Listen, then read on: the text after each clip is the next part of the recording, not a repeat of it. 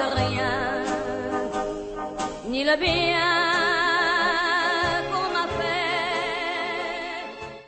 Olá, boa noite. Hoje vamos apresentar 3 filósofos da escola francesa que foi criada na década de 60 e que sua teoria culturológica teve início junto com a publicação do livro Cultura de Massas do século XX, de Edgar Morin. A escola francesa trouxe consigo uma análise crítica em relação à alienação de massa através da mídia. Edgar Morin teve seus estudos focados na industrialização cultural, enquanto Pierre Bourdieu estudou os fenômenos midiáticos e ele criticava a manipulação da mídia, principalmente dentro do jornalismo. E Louis Althusser desenvolveu seus estudos sobre os aparelhos ideológicos de Estado. Os filósofos abordados nessa apresentação são Edgar Morin, Pierre Bourdieu e Louis Althusser, todos importantes estudiosos de sua época que contribuíram com o desenvolvimento da teoria culturológica. Louis Althusser e os aparelhos ideológicos de Estado. Quem foi Louis Althusser? Ele foi um filósofo francês nascido em 1918 do marxismo estrutural. Aparelhos ideológicos de Estado. O que são? São instituições sociais que utilizam predominantemente a ideologia para manter sua dominação, ou seja, elas demonstram ser livres de qualquer forma de controle das classes dominantes, tentando passar neutralidade, enquanto de modo camuflado elas tentam controlar as ideologias da classe submissa, utilizando de linguagem, ciência, moral, civismo e ou filosofia. Para Althusser, fazem parte dos aparelhos ideológicos de Estado os sistemas de diferentes igrejas, o escolar, tanto público quanto privado, o familiar, o jurídico, o político, o sindical, o de informação e o cultural. Segundo Althusser, o papel dominante, que por muito tempo foi da igreja, hoje em dia pertence às escolas, que recebem crianças de várias classes ensinando a elas ideologia das classes dominantes. Ele também diz que cada aparelho age da sua maneira. Por exemplo, enquanto o aparelho político prega a ideologia política de Estado, entre aspas, democrática, o aparelho de informação utiliza de jornais, televisão, rádio e mídias sociais para pregar suas ideologias. E para ele, todos servem ao mesmo objetivo, que é induzir suas próprias ideologias no pensamento do restante da população. Ele conclui dizendo que, na maioria das vezes, acaba se pensando sempre no Estado como opressor, e esquecendo que a Constituição também pode ter a função de difusão ideológica, utilizando de aparelhos repressores do Estado como o governo, a polícia e as prisões, que acabam funcionando através da violência. Boa noite, eu vou falar sobre Edgar Morin. Ele é conhecido como o arquiteto da complexidade.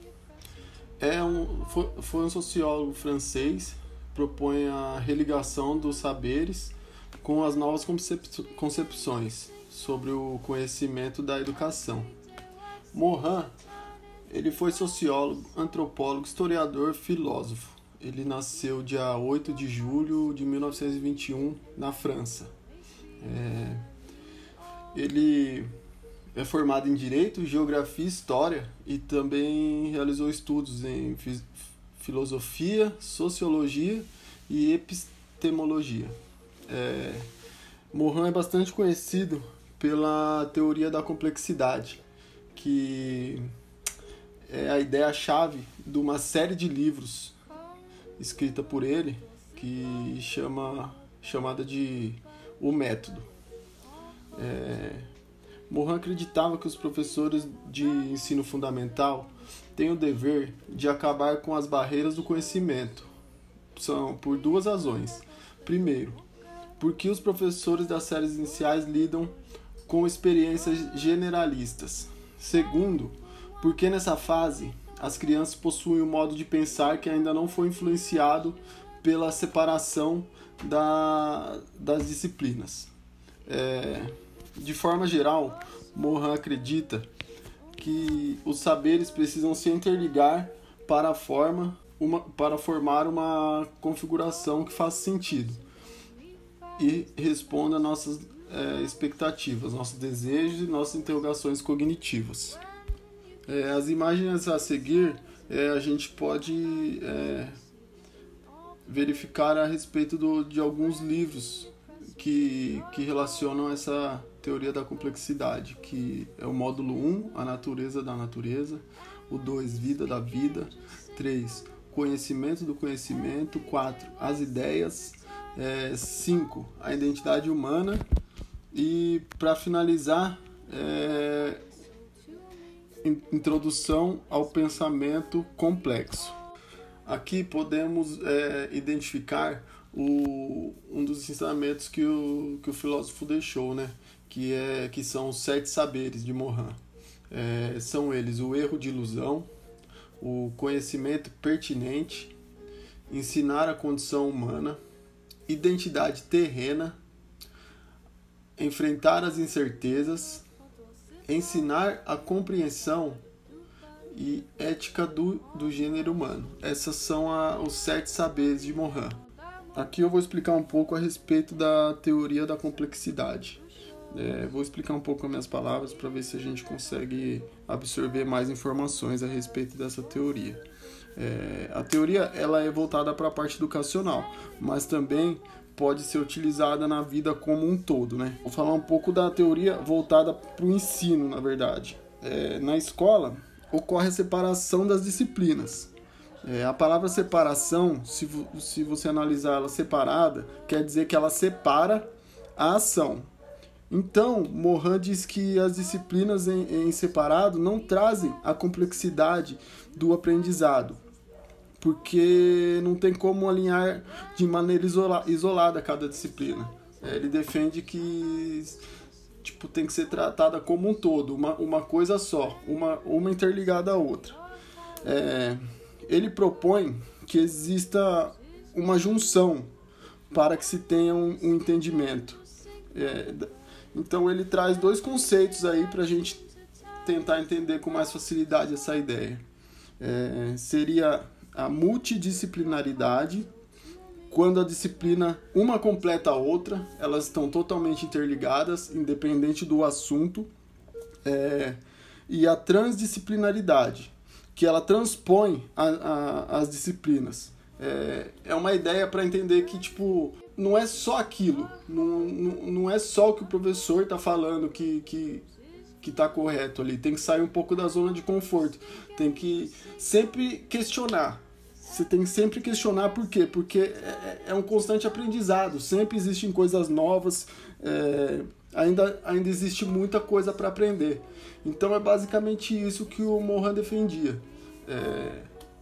Tentei explicar bem com minhas palavras para ver se fica mais claro, né? E é isso. Muito obrigado, boa noite aí. Pierre Bourdieu. Bourdieu veio do interior da França e ele se tornou um grande sociólogo e professor acadêmico.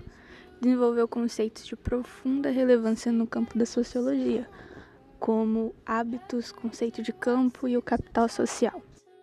E o Bourdieu falou que a estrutura social é um sistema hierárquico, e para você chegar lá no topo, você precisa de uns elementos de sucesso. Não que você precise, mas vão te ajudar. E que ele chamou de capital. O primeiro capital que ele falou foi o capital financeiro. Seria o dinheiro, seus bens materiais, que sim, vão te ajudar muito. E o segundo seria o capital social, que seria as suas amizades, sua capacidade de conexão com as pessoas que vão te ajudar de alguma forma. O terceiro seria o capital intelectual, que seria o seu conhecimento. E quanto mais conhecimento você tem, mais fácil você chegar onde você quer. E teve uma mulher chamada Catherine Hacking, que ela criou um quarto capital, que ela falou que seria o capital erótico. O que seria o capital erótico? Seria só a beleza. Quanto mais beleza você tem, muito mais fácil. Se eu tivesse nascido com o corpo e o rosto da Grazi Massafera, tudo ia ser mais fácil. Mas ele tá em roxo porque não faz parte dos capitais de Bourdieu. E o Bourdieu também criou o conceito de campo social. Ele diz que vai ter um campo e dentro desse campo vai ter dominantes, dominados, troféus, hábitos, pedágio e pretendentes. E eu vou dar um exemplo para ficar bem melhor de entender. Vai ser dentro da universidade. A universidade vai ser o campo e vai ter pretendentes a entrar nesse campo, que seriam os estudantes. E para entrar nesse campo vai ter um pedágio, que seria o vestibular, ou uma taxa que tem que pagar. E dentro do campo vai ter dominantes, dominados, troféus, hábitos. Na universidade, o troféu seria o conhecimento. Quanto mais conhecimento você tem, você se torna dominante. Então a gente pode dizer que os dominantes são os que têm mais conhecimento e os dominados que têm menos. E também vai ter hábitos, o que seria? Dentro de cada curso vai ter hábitos, como por exemplo, depois de formados no curso de Direito, os alunos vão andar de... Alunos não, os formados vão andar de terno, na educação física vão andar de bermuda, regata, você pode ver que eles têm hábitos. E podemos aplicar esse conceito de campo social em muitos lugares, como por exemplo em famílias. Você pode perceber que vai ter dominantes, dominados, hábitos, pretendentes a entrar na família. Dentro da igreja, em muitos lugares você pode aplicar o conceito de campo social. Em conclusão, com o estudo da teoria crítica, os franceses fundamentaram grande parte das atuais percepções sobre a cultura de massa, colocando ela como produto direto do nosso cotidiano e da sociedade como um todo. Essa análise foi importantíssima para entender o funcionamento da indústria de massa e suas implicações no nosso dia a dia, proporcionando uma visão melhor daquilo que nos influencia.